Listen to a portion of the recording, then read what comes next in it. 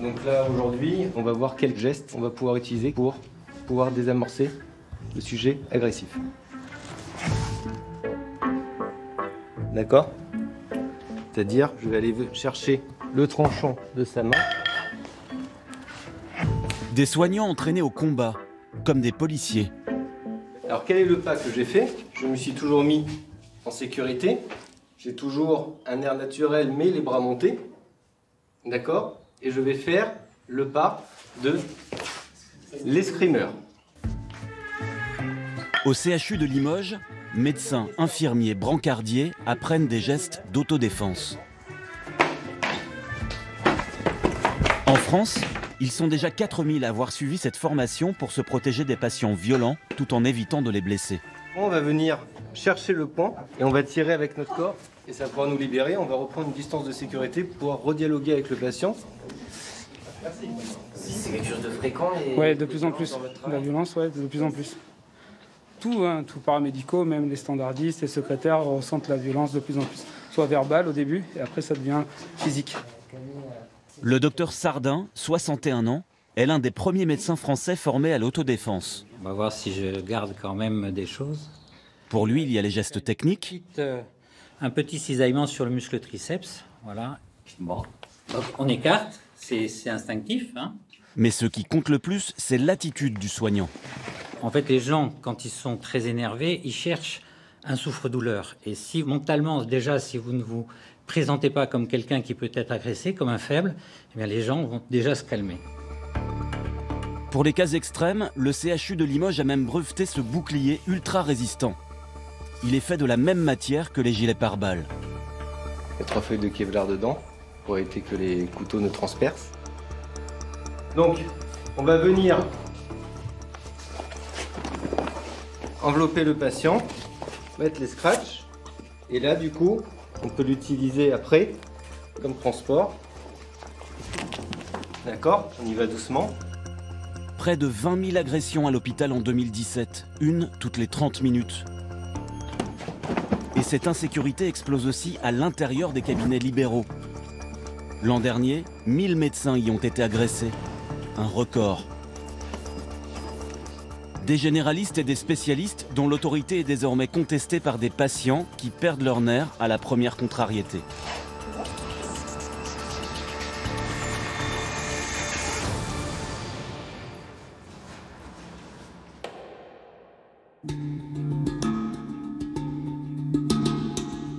La Bourgogne, un quartier difficile de Tourcoing, dans le nord de la France. Depuis 15 ans, Bertrand Legrand y est généraliste avec sa femme.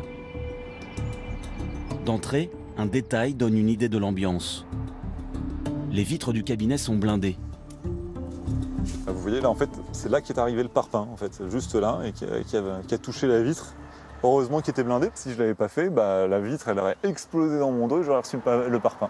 Puis, enfin, je ne sais pas si vous voyez la distance, mais le gars était quand même assez musclé pour balancer un parpaing de la rue jusque là. Ça fait poum.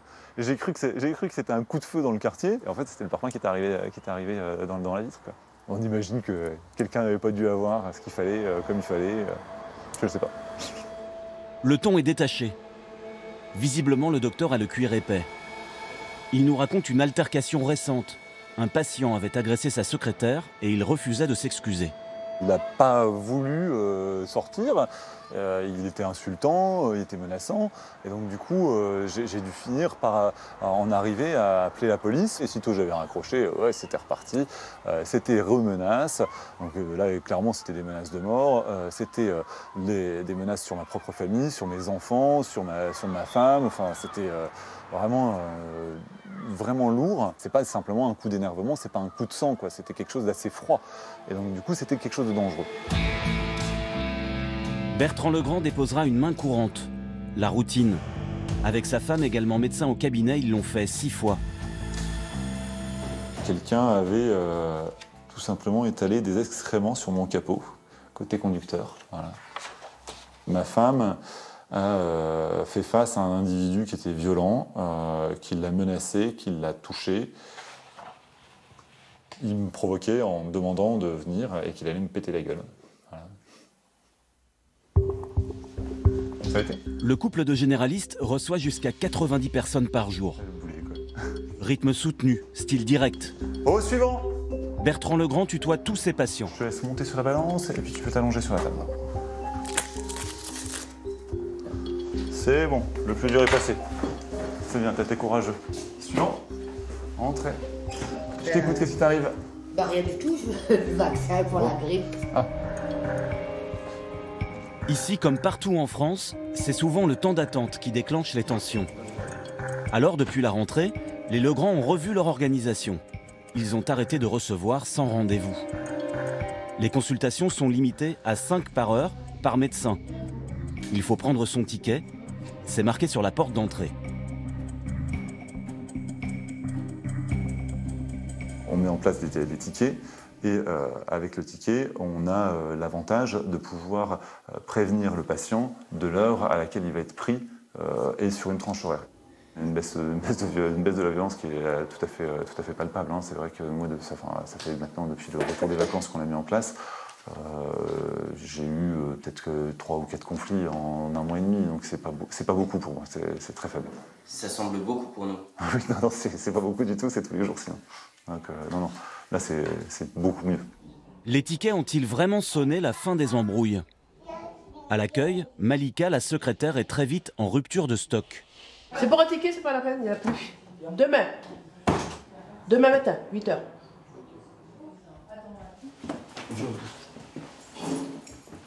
La personne suivante, s'il vous plaît. Alors que nous filmons à l'extérieur, le micro du docteur Legrand va capter une dispute à cause de l'attente. Personne ne va faire les règles. C'est pas toi qui es là avant. On prend un numéro et on passe dans l'ordre du numéro. Je vois pas où est le souci. Un patient affirme avoir été doublé. C'est moi qui fais les règles. Non, les règles, c'est qu'il passe le matin et prend un numéro, c'est bien ça. Oui, et après je les vois dans l'ordre. Donc maintenant, si je dois commencer à faire la police parce que vous n'êtes pas capable de vous tenir, on va arrêter. Putain, donne des trucs dans l'ordre, je suis désolé, j'étais là avant lui. C'est pas toi. Il prend à partie la secrétaire. Le ton monte.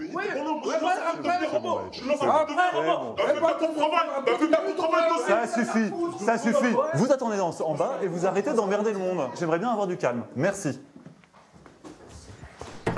Dans la salle de consultation, le docteur Legrand rappelle son patient à l'ordre. Vous savez le nombre de personnes que je vois? Et quand est-ce que ça va percuter là-haut, quoi? Tu comprends? Il y a une colère qui existe chez nous, médecins. Moi, ma femme, on en a ras-le-bol de trucs comme ça. C'est insupportable. Je fais ce que je peux. Mais si vous me foutez un bordel monstre dans ma salle d'attente, c'est simple, moi je me barre et c'est fini. D'accord? Allez, on oublie ça et on passe à autre chose. À la sortie, le patient réitère ses plaintes, à la manière d'un client mécontent. Il y a des systèmes qui ne respectent pas. C'est normal que ce bordel après. Faut déjà que c'est pas facile ici parce que tout le monde qui vient, t'entends pendant je sais pas combien de temps, du matin au soir. Ben, nous aussi on est là, on attend, on est malade, on est ceci. C'est compliqué aussi pour nous, hein. Faut aller dans le sens. Hein. À l'intérieur, le médecin débriefe l'incident avec sa femme. Le dernier patient, c'était un peu chaud. Il y a eu une altercation entre le précédent et puis lui pour une histoire de ticket. Et après, c'est parti en cacahuète. En fait, c'est une forme d'intimidation. C'est-à-dire que vous avez un individu qui arrive et qui, même s'il ne s'en prend pas directement à moi, essaye d'instaurer ses propres règles dans mon cabinet. Le médecin, il est libéral, donc il vient chez un cabinet qui est privé. Et les règles, moi, je les fais appliquer. Et c'est quelque chose d'essentiel dans un rapport de force comme ça. Et c'est pas votre boulot de faire la police comme ça? Alors, c'est pas le travail qu'on nous apprend à la faculté. C'est pas quelque chose qu'on peut avoir qui serait inné. Vous me prenez, moi, vous me mettez dans une zone bourgeoise, je pense que j'aurais beaucoup de mal de travailler parce que je serais trop direct. J'ai une personnalité qui permet de soigner des gens dans cette situation-là. Le quartier de la Bourgogne a perdu 5 généralistes en 15 ans. Départ anticipé, retraités non remplacés. Les médecins fuient ce secteur défavorisé. Les Legrand sont les 2 derniers, les 2 seuls pour 8000 habitants. Tous les jeudis après-midi, les visites à domicile sont un rituel, un instant de répit. Bonjour Madame Lahousse. Hop. Alors je vous écoute, qu'est-ce qui vous arrive? J'ai des crampes pour des os. Et ça dure depuis combien de temps? Pas de fièvre, pas de frisson, pas de chaud-froid? Non. Ok. Le domicile, c'est vécu comme une zone de relâche pour le médecin. On a plus de temps, donc c'est vrai que c'est plus souple, quoi. C'est quelque chose de plus agréable. Au revoir, Vanina. Ces patients connaissent ces conditions d'exercice. Bonjour, Mme Chabi. Oui, c'est le docteur. Ces agressions ont été relatées dans la presse locale. Il a même bénéficié, pendant 15 jours, d'une protection policière. Monsieur, vous, ça vous surprend pas qu'il y ait des violences chez les médecins? Bah si ça me surprend, bah oui. On peut plus exercer son métier comme ça normalement, quoi. C'est exactement ça, c'est fou. C'était une Kalachnikov pour venir ici. Je ne sais pas si c'est une bonne solution. Il a du courage alors, le docteur Legrand. Ah bah oui, il a bien du courage. C'est le seul qui reste dans le coin, je crois. Ah oui, c'est vrai. Il ne reste plus qu'un cabinet. Et il a de l'humour aussi. Ah, moi, de mon côté, je peux rien faire. Je pensais que vous alliez vous lever pour venir me défendre. Je suis déçu. J'aurais bien aimé. Mais ça va être compliqué. Hop. Monsieur de Codu, bon courage. Alors, qu'est-ce qui retient le docteur Legrand? Sans doute ses attaches familiales. Quand il était enfant, son grand-père était pharmacien dans le quartier. Et dans les années 70, son père y a ouvert un cabinet de médecine. Je me suis installé avec mon père pendant toute une période, avant qu'il prenne sa retraite. Donc c'est un quartier que je connais très bien. C'est un quartier où ma sœur est née. Voilà, c'est vraiment le quartier que je connais probablement le mieux dans Tourcoing. Ma vie est ici, mes racines sont ici. C'est bizarre, mais c'est une sorte de devoir. J'aurais du mal à abandonner le quartier. Jamais je lâcherai, quoi. Voilà.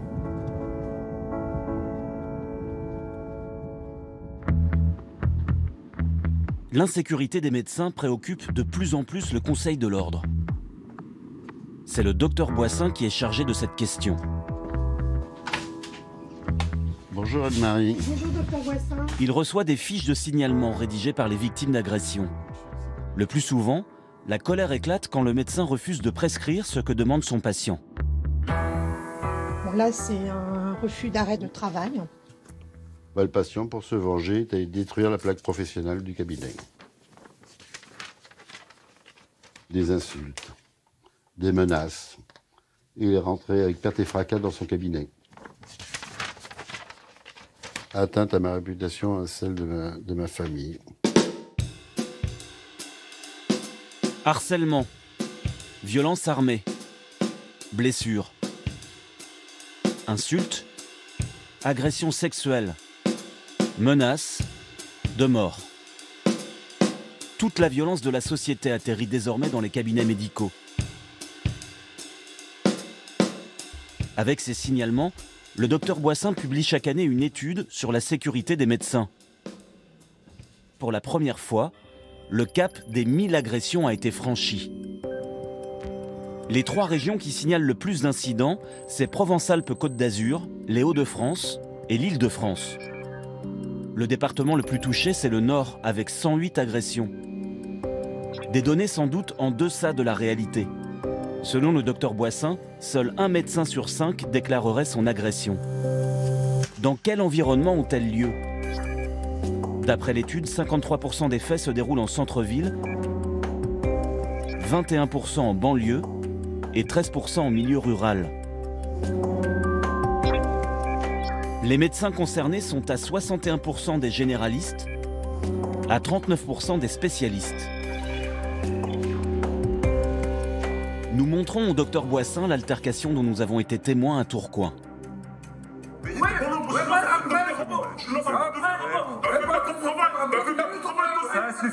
Ça suffit. Vous attendez en bas et vous arrêtez d'emmerder le monde. J'aimerais bien avoir du calme. Merci. Là, je vais réagir là tout de suite. La première réaction que j'ai, le médecin garde son sang-froid devant cette agression qui est quand même violente. La deuxième réflexion, c'est qu'il a essayé de résoudre le problème en mettant des tickets. Mais vous imaginez ce confrère, comment exercer après une telle agression? Il lui faut 3 quarts d'heure pour s'en remettre. Des accrochages courants selon lui. Les patients d'aujourd'hui se comporteraient comme des consommateurs pressés dans un supermarché. On est dans l'époque de l'immédiateté. Les patients ne veulent pas attendre, estiment qu'ils ont beaucoup de droits, un peu moins de devoirs. Ils ont droit à un arrêt de travail, ils ont droit à un certificat immédiatement quand ils en ont besoin. C'est l'évolution un peu négative de la mentalité de la société. On ne pense pas aux autres. Alors que nous, médecins, on est dans l'image inverse, c'est-à-dire on pense aux autres avant soi. Le médecin serait donc une figure morale désacralisée, de plus en plus vulnérable.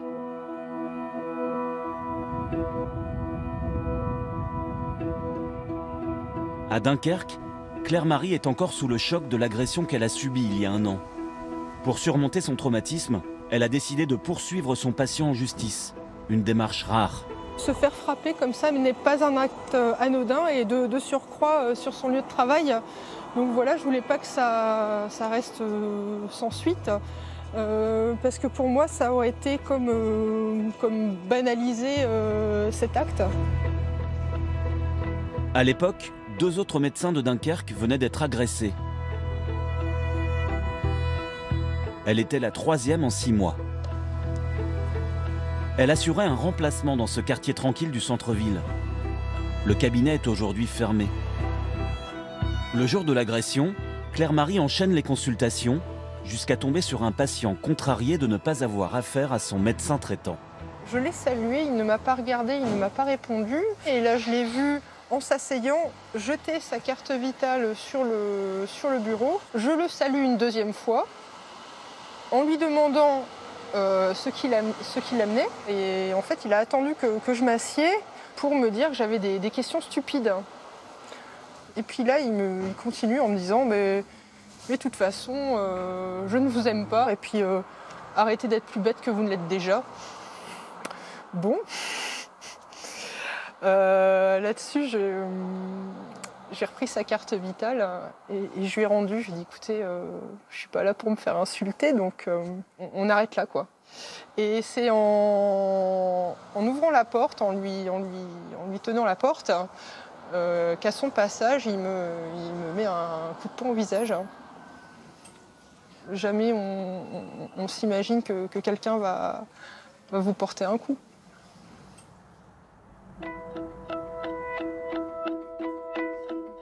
Le rhume s'est passé ou vous toussez encore un petit peu? C'est vrai que c'est la rentrée. Claire-Marie continue ses remplacements dans d'autres cabinets de Dunkerque. Beau comme ça, à votre aise. Après cet événement, ses idéaux de jeune soignante ont volé en éclats. Et ses projets aussi. Elle voulait s'installer seule, elle veut désormais exercer avec d'autres médecins. Je vous fais mal là. Demain, elle affrontera son agresseur au tribunal. Vous vous sentez comment à la veille du procès? Un peu d'appréhension quand même. Mais bon, je serai accompagnée de mon avocat. Il y aura l'avocat du Conseil de l'Ordre avec moi. Je serai pas toute seule. Qu'est-ce qui serait une mauvaise condamnation pour vous? La relaxe. Parce que ça voudrait dire pour moi qu'il ne s'est rien passé. Nous avons rencontré l'homme qu'elle accuse de violence. Un chômeur sans histoire d'une 50aine d'années. Pour lui, c'est la généraliste qui a été agressive et qui a refusé de le prendre en charge. Elle a claqué la porte. Elle m'a dit « Qu'est-ce qui vous arrive ?» Je lui ai dit « Écoutez, je viens pour mon traitement habituel. » Et puis elle me regardait bizarrement. Moi, je l'ai ressenti comme ça. Et puis, elle a acheté ses lunettes. Elle m'a dit « C'est quoi le problème ?» Moi, je dis « Écoutez, c'est vous. » Et puis le temps est monté. J'ai perdu contrôle. Pas de moi-même, de mes propos. Et là, je lui ai dit « Vous êtes folle. Vous n'êtes pas mon médecin traitant. Mon médecin traitant, c'est le docteur P. » Elle refusait de m'ausculter. Et elle était arrogante. Pour moi, c'était clair qu'elle cherchait des problèmes. En substance, il estime avoir été pris de haut par le médecin et aurait refusé de se soumettre. Il nie lui avoir donné volontairement un coup de poing. C'est possible que ma main gauche est partie sur ce genou gauche, parce que j'ai voulu la repousser. Je le reconnais, c'est possible. Je ne suis pas quelqu'un de violent. Voilà, c'est tout ce que je peux vous dire. Quelle peine l'agresseur présumé encourt-il? La loi est très claire. Frapper un médecin, ce n'est pas frapper n'importe qui. Comme pour les policiers, comme pour les pompiers, comme pour les enseignants, le fait de s'en prendre à un médecin, c'est une circonstance aggravante. Cela devient un délit qui est passible d'emprisonnement en l'espèce. Pour le cas qui nous concerne, c'est 3 ans d'emprisonnement qui est encouru. Si le médecin a moins de 8 jours d'interruption totale de travail, comme Claire-Marie, l'agresseur encourt 3 ans de prison et 45 000 € d'amende. Si le médecin est arrêté plus de 8 jours, l'agresseur encourt 5 ans de prison et 75 000 € d'amende. Rien ne justifie la violence et rien ne justifie la violence contre les médecins et contre les personnels médicaux. En juin dernier, dans le département du Nord, une condamnation exemplaire a été prononcée. Les faits ont eu lieu à l'hôpital de Tourcoing en 2016. Ils ont ému tous les soignants du pays.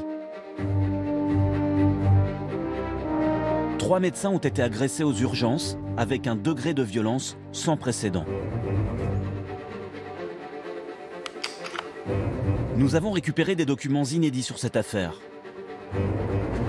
Sur ces images de vidéosurveillance, des voitures civiles entrent dans le sas normalement réservé aux ambulances. 15 personnes d'une même famille accompagnent un homme de 80 ans en fauteuil roulant. Il vient de faire un malaise. Il est tout de suite emmené en salle d'observation, derrière l'accueil. La famille vient avec lui, ce qui est interdit. Ici, une infirmière demande à l'un de ses fils de sortir. L'homme a la casquette rouge. Mais il va revenir. Quand le médecin arrive après plus d'1 heure, elle demande à tout le monde d'évacuer les lieux. On m'a tutoyé et on m'a dit « T'es docteur, tu le vois, tu fais ton travail ». Ils ont commencé à m'insulter en ces termes « connasse, salope » et j'en passe. Je suis retournée dans la rotonde pour ne pas rester au milieu de 10 personnes. Nous avons parlé au téléphone à l'un des agresseurs, l'homme à la casquette rouge. Là encore, il explique que le temps d'attente a déclenché sa colère et celle de toute sa famille. Donc, il faut ouvrir la porte au cabinet des infirmiers, médecins et tout. Et il voit la médecin pour un de ses collègues. Et elle prenne pour un café, normal. Pourquoi elle va boire un café? Alors qu'elle venait, elle dit « c'est mon père ». L'un des fils du patient s'en prend alors physiquement à la médecin. Celui qui avait une capuche rouge m'a tiré les cheveux en me baissant la tête. Je me souviens que je suis restée un petit peu de temps comme ça, courbée. Je me rappelle leur avoir dit « Vous êtes des cinglés, arrêtez, arrêtez !» Il y avait comme une bataille de saloon. On ne savait pas qui parlait, à qui étaient les pieds et les mains. Dans la mêlée, un autre médecin est roué de coups par plusieurs personnes, dont l'homme à la casquette rouge. Lui, il m'a vu arriver même lui, il m'a mis un coup de pied. Toi, tu sors pour se défendre, je comprends pas se défendre plus moi. Et quand il m'a mis le coup de pied, ben, c'est lui dans les mains. Je n'ai pas fait ce combat, il a tenté de me traîner à pousser tout le monde. Il ne serait jamais arrivé tout ça. Tout ça ne serait jamais arrivé. Bilan, 3 médecins blessés, des touffes de cheveux arrachées, des lèvres fendues. La police embarque 3 membres de la famille. Ils seront condamnés à des peines de prison. La plus forte reviendra à l'homme à la casquette rouge, déjà connu de la justice. 18 mois de prison, dont 8 fermes. Quant au vieil homme, il restera 5 jours en observation après son malaise. Depuis l'incident, le niveau de sécurité a été relevé à l'hôpital de Tourcoing, avec notamment de nouvelles portes et de nouvelles caméras.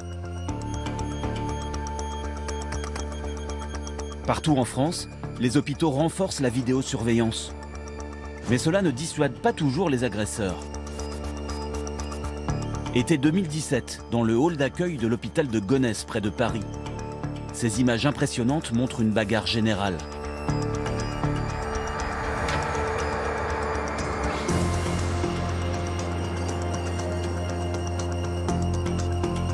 Elle se poursuit à l'extérieur de l'établissement.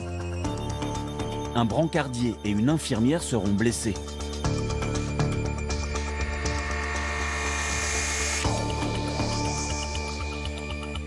Si les grands hôpitaux peinent à contenir la violence, Les petits cabinets, sans vigile ni caméra, ne sont-ils pas encore plus exposés?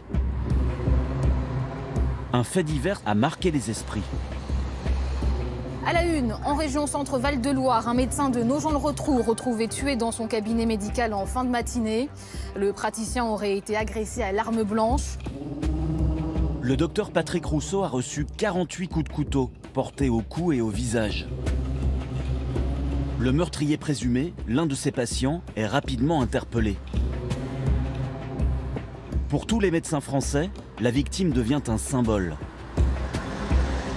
Patrick Rousseau exerçait dans ce cabinet depuis 30 ans. Les lieux sont toujours sous scellés.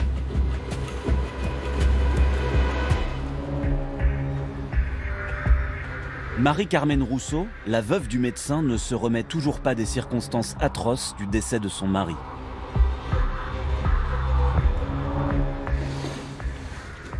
Ce sont des photos de vacances ou de cérémonies, un mariage, voilà, qui sont des photos qui sont importantes pour moi. Il avait 3 filles et 4 petits-enfants.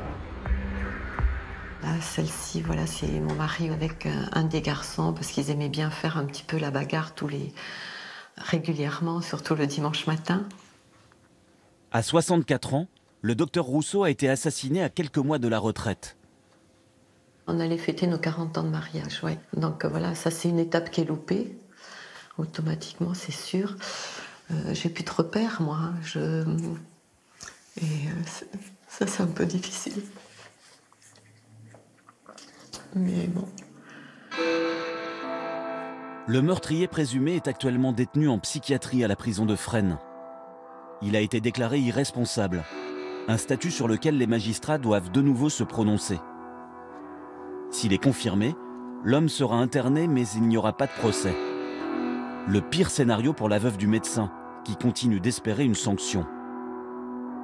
Il y a une violence en moi et une haine, hein. Je le cache pas, parce que je me dis pourquoi.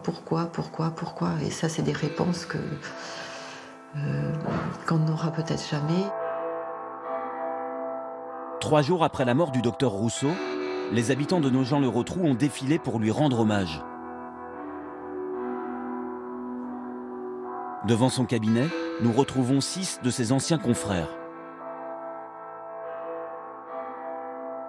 Ils ont fait ériger une stèle.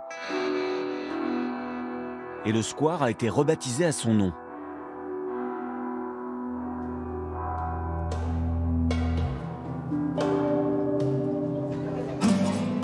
L'Eure-et-Loire est l'un des départements qui compte le moins de médecins par habitant. La mort tragique du docteur Rousseau rappelle à ses anciens confrères à quel point ils sont isolés et démunis. Après cet événement terrible, moi j'ai quand même eu quelques jours, voire quelques semaines où j'ai pas été le même, c'est-à-dire pas aussi serein dans mon cabinet. Et j'ai aussi consulté 3-4 jours avec un couteau dans mon tiroir, vous voyez, et quand même... Voilà, je ne sais pas pourquoi j'ai eu ce geste. Bon, je suis bien sûr jamais servi, puis après j'ai trouvé ça un peu idiot et je n'ai pas éprouvé le besoin par la suite de me sécuriser. Moi, ça me semble inconcevable d'avoir un vigile devant l'entrée de mon cabinet. C'est même pas pensable, quoi. Hein. Quand on exerce notre profession, on est totalement dévoué à nos patients. Tous nos sens sont mis en éveil. Et il n'y a pas de place pour ça, pour une réflexion sur notre propre sécurité. Comment rassurer ces médecins libéraux qui travaillent sans protection, parfois au contact de patients instables? À Limoges, une 50aine de praticiens testent depuis l'été un dispositif unique en France. C'est le docteur Rousseau qui l'a inventé. En cas d'urgence, un bouton à presser, discrètement, qu'il a accepté de nous montrer. Il envoie directement un message géolocalisé au secours. Le petit bouton, il est tout petit, hein, donc effectivement, il peut tenir facilement, que ce soit dans une poche, la poche sur le côté. Pour éviter qu'il y ait des manipulations par inadvertance, donc on fait un double clic. Mais déjà, le médecin, lui, se sent un peu rassuré. Il sait qu'il y a quelqu'un qui va venir. Donc déjà, on a le temps de négocier, de parler, La peur est peut-être moins grande. Le docteur Rouchot a déjà testé son système avec le commissariat de Limoges et le SAMU. En cas d'agression, les policiers peuvent intervenir en moins de 8 minutes, partout dans la ville. D'ici quelques mois, tous les médecins de l'agglomération pourront être équipés gratuitement du bouton poussoir s'ils le demandent. Le docteur Rouchot démarche ses confrères comme un VRP. Allez, je te dérange pas là. Donc en fait, c'est un truc tout bête, hein. C'est un petit bouton, voilà. C'est gros comme ça. Le docteur Bouet, généraliste, est convaincu. Ça peut être extrêmement intéressant. C'est quelque chose de suffisamment discret pour être actionné sans avoir de crainte de la personne qui est en face, qui elle aurait pu très bien avoir sa fureur décuplée par le fait que je prenne mon téléphone. Ce médecin a lui-même été confronté à la violence. Ce jour-là, il rendait visite à un patient schizophrène. Ce jeune homme était habité par les esprits et il est arrivé en disant « je vais te tuer ». Et donc il a frappé la voiture, il m'a frappé au bras, et il m'a blessé. Il a été blessé. Et par la suite, il m'a mis la hache sous le cou en disant « les anges sont avec moi, je vais te tuer ». Et c'est là où vraiment on voit sa vie défiler à toute vitesse et ça c'est difficile. Il a porté plainte contre son patient. Instruction en cours.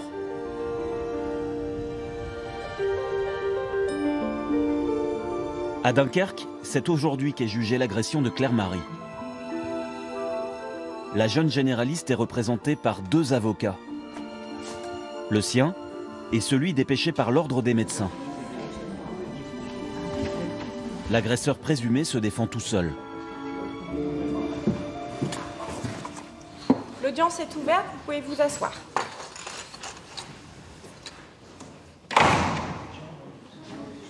Les échanges sont tendus. Levez-vous, monsieur. Vous avez la parole pour votre défense. Si c'est la parole d'un médecin contre un chômeur, si c'est ça votre justice, moi j'ai rien à dire. Est-ce que vous lui avez porté un coup de poing au visage? Non, je le jure. Si je lui avais donné un coup de poing, je pense qu'elle aurait été en plus mauvais état que ça. Elle aurait eu un arrêt de travail. À la sortie, Claire Marie a le sourire. Ouais, ça va. C'est passé. Le jugement a été rendu à l'issue de l'audience. Le patient est condamné à 4 mois de prison avec sursis et 300 € d'amende. Il devra verser 1 € symbolique à Claire Marie, ce qu'elle avait demandé. Elle est soulagée. Ah, je suis soulagée, oui, oui, oui. Aujourd'hui, seul 1/3 des médecins agressés décident d'engager des poursuites, faute de temps ou par peur de représailles.